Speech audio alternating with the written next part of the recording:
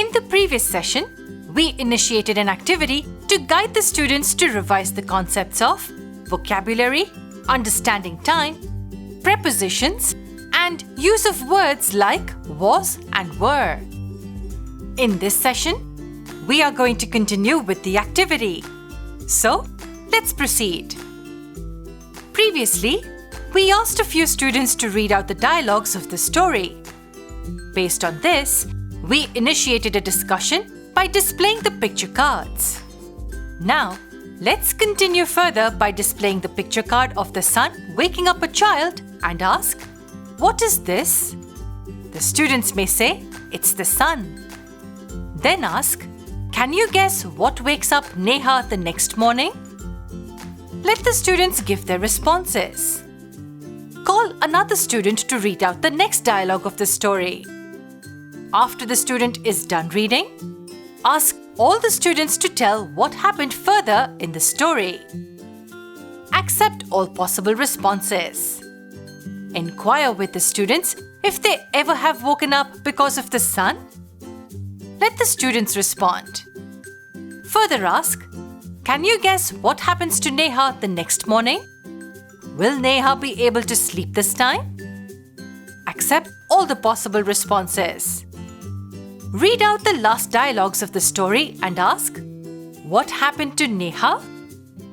Let the students give their responses. Then inquire with the students if the same thing has ever happened to them too. Accept their responses.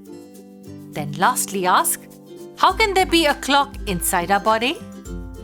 Accept all the answers provided by the students. While the students listen to each other's thoughts and opinions, the value of acceptance can be inculcated among them. And this is how, by implementing the zero investment innovative idea of concept explanation, we guided our students to revise all concepts of the story. Now, let's have a look at the learning outcomes of this innovative idea of concept explanation.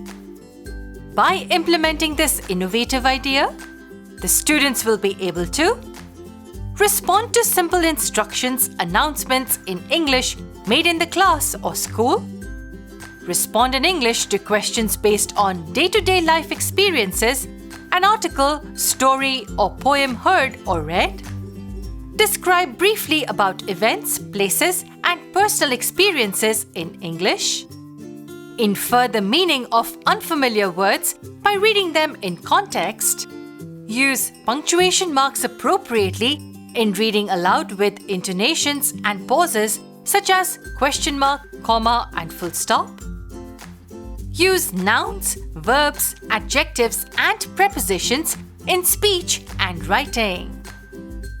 To know more about such innovative teaching ideas, do stay tuned with us. Until then, goodbye.